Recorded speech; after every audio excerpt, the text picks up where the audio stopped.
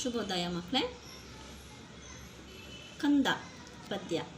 ಕಂದ ಅಂದರೆ ಪುಟ್ಟ ಮಗುಗೆ ಕಂದ, ಪಾಪು ಅಂತ ಎಲ್ಲ ಕರಿತೀವಿ.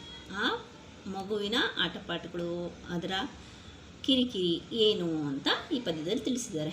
ಇದು ಜಾನಪದ ಪದ್ಯ. ಜಾನಪದ ಅಂದರೆ ಒಬ್ಬ ಮನುಷ್ಯರಿಂದ ಇನ್ನೊಬ್ಬ ಮನುಷ್ಯರಿಗೆ ಹಾಗೆ ಪದ್ಯ ಹೇಳ್ಕೊತ ಹೋಗೋದು. ಯಾರೂ ಬರೆದಿಟ್ಟಿರಲ್ಲ, ಇಂಥ ಕವಿಗಳು ಅಂತ ಗೊತ್ತಿರಲ್ಲ. ಅದಕ್ಕೆ ಒಬ್ಬರಿಂದ ಒಬ್ಬರು ಬಾಯಿಗೆ ಹೋಗೋದಕ್ಕೆ ಜನಪದ ಅಂತ ಹೇಳ್ತೀವಿ. ಈಗ ಪದ್ಯಕ್ಕೆ ಬರೋಣ. ಕೂಸು ಇದ್ದ ಮನೆಗೆ ಬೀಸಣಿಕೆಯ ತಾಕ, ಕೂಸು ಕಂದಯ್ಯ ಒಳ ಹೊರಗ ಆಡಿದಾರ, ಬೀಸಣಿಕೆ ಗಾಳಿ ಸುಡಿದಾವ.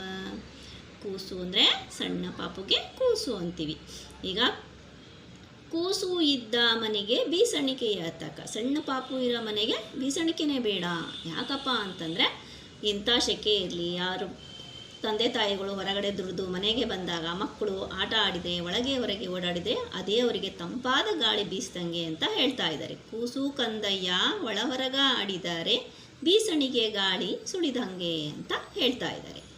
ಮತ್ತು ಆ ಆಟ ಆಡಿ ಬಂದಿರೋ ಮಗುಗೆ ಅವರು ಯಾವ ಥರ ನೋಡ್ಕೋತಾರೆ ನೋಡೋಣ. ಆಡಿ ಬಾ ನನ್ನ ಕಂದ ಅಂಗಾಲ ತೊಳೆದೇನ, ತೆಂಗಿನಕಾಯಿ ತಿಳಿ ನೀರ ತಕ್ಕೊಂಡು ಬಂಗಾರ ಮಾರಿ ತೊಳೆದೇನ. ಪಾಪು ಆಟ ಆಡಿ ಒಳಗೆ ಬಂದಾಗ ಅದನ್ನು ಸ್ವಚ್ಛ ಮಾಡೋಕ್ಕೆ ಅಂಗಾಲನ್ನ ತೊಳಿತಾರೆ. ಮತ್ತು ಆ ಪಾಪುಗೆ ಯಾವುದರಿಂದ ಮುಖ ತೊಳಿತಾರೆ ನೋಡಿ.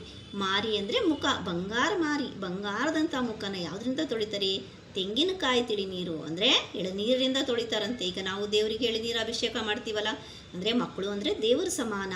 ಆ ಥರ ಮಕ್ಕಳಿಗೆ ತೆಂಗಿನಕಾಯಿ ನೀರಿಂದ ಮುಖ ತೊಳಿದೇನಾ ಅಂತ ಹೇಳ್ತಾ ಇದ್ದಾರೆ. ಮತ್ತು ನೆಕ್ಸ್ಟು ಅಳುವ ಕಂದನ ತುಟಿ ಹೇಗಿರುತ್ತೆ ಅಂತ ಹೇಳ್ತಾ ಇದ್ದಾರೆ. ಅಳುವ ಕಂದನ ತುಟಿಯು ಹವಳಾದ ಕುಡಿ ಹಂಗೆ, ಕುಡಿ ಹುಬ್ಬು ಬೇವಿನ ಹೆಸಳಂಗ, ಕಣ್ಣೋಟ ಶಿವನ ಕೈಯಲುಗು ಹೊಳೆದಂಗ.